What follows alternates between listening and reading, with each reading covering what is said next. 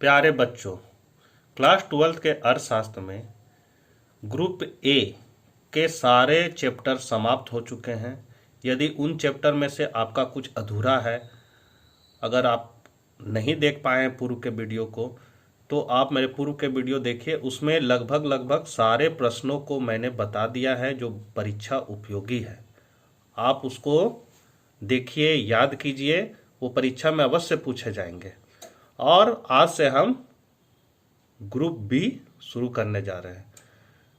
और निवेदन है कि यदि अपने चैनल इकोनॉमिक्स प्लस पर आप नए हैं तो कृपया करके चैनल को सब्सक्राइब कर दें और घंटी के आइकन को दबा दें, क्योंकि उसी से प्रत्येक वीडियो की नोटिफिकेशन आपको प्राप्त होगी।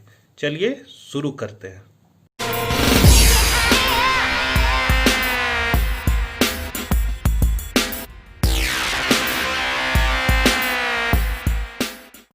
समष्टि अर्थशास्त्र से आप क्या समझते हैं? पूर्ण रोजगार के प्रतिष्ठित विचार को स्पष्ट करें।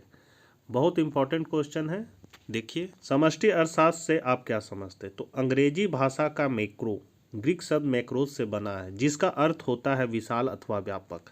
अतः व्यापक अर्थशास्त्र, जिसे समष्टि अर्थशास्त्र भी कहते हैं, के अंतर्गत आर्थिक व्यवस्था का उसके संपूर्ण या समग्र रूप में अध्ययन किया जाता है। मतलब जहाँ हम लोग व्यष्टि अर्थशास्त्र में एक इकाई का अध्ययन करते हैं, वहीं समष्टि अर्थशास्त्र में संपूर्ण को एक इकाई मानकर अध्ययन करते हैं। एम.एच. स्पेंसर के अनुसार समष्टि अर्थशास्त्र का संबंध अर्थव्यवस्था अथवा उसके बड़े बड़े हिस्सों से है।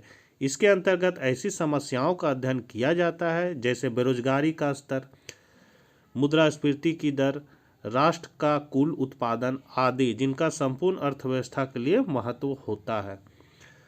मतलब जिसमें बड़ी बड़ी संख्या, जैसे बेरोजगारी, तो एक आदमी का रोजगार या बेरोजगारी को हम लोग नहीं देख रहे हैं, हम लोग पूरा देश में कितना बेरोजगारी है इसका अध्ययन कर रहे हैं, या पूरा देश का आय क्या है उसका अध्ययन करें, तो वो सारी समष्टि अर्थशास्त्र के अंतर्गत आएंगे। आर्थिक विश्लेषण में समष्टिगत दृष्टिकोण की आवश्यकता निम्नलिखित कई कारणों से बढ़ती जा रही है। तो क्या क्या है?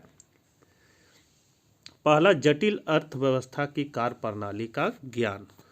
दूसरा, आर्थिक उतार चढ़ाव को समझने तथा नियंत्रित करने में सहायक। मतलब उतार चढ़ाव, मतलब व्यापार में उतार चढ़ाव आता है, अर्थव्यवस्था में जो उतार चढ़ाव आता है उसको समझने और उसको हम लोग कैसे नियंत्रित करेंगे, इसमें समष्टि अर्थशास्त्र सहायक होता है।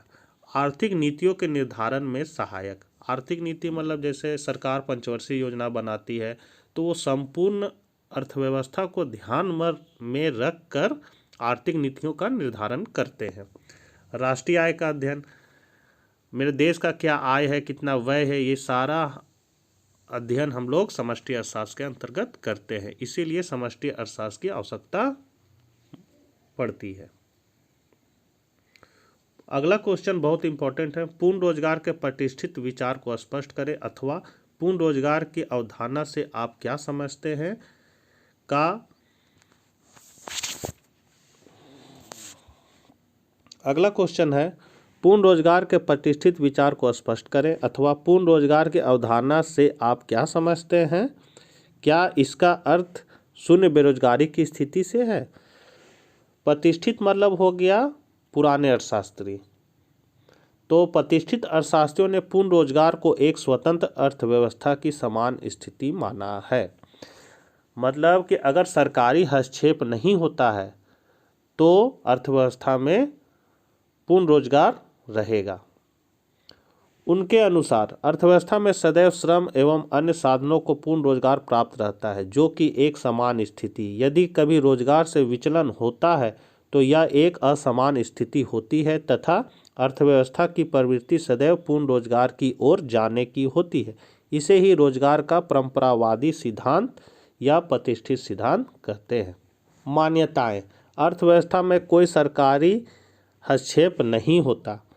मतलब इसमें माना गया है कि सरकार का हस्तक्षेप अर्थव्यवस्था में नहीं होना चाहिए, तभी पूर्ण रोजगार स्थापित होगा। वस्तु और साधन बाजार दोनों में पूर्ण प्रतियोगिता होती है। वस्तु बाजार तो जान रहे, जो सामान उत्पादित होता है, जूता, मोजा, कपड़ा, ये सब वस्तु बाजार है। और साधन बाजार जहाँ पर उत्पादन के साधनों, श्रम, पूंजी, प्रबंध, ये सब का जहाँ जो बाजार होता है उसको हम लोग साधन बाजार कहते हैं। मुद्रा विनिमय का माध्यम है। तो ये 3 मान्यताएं हैं।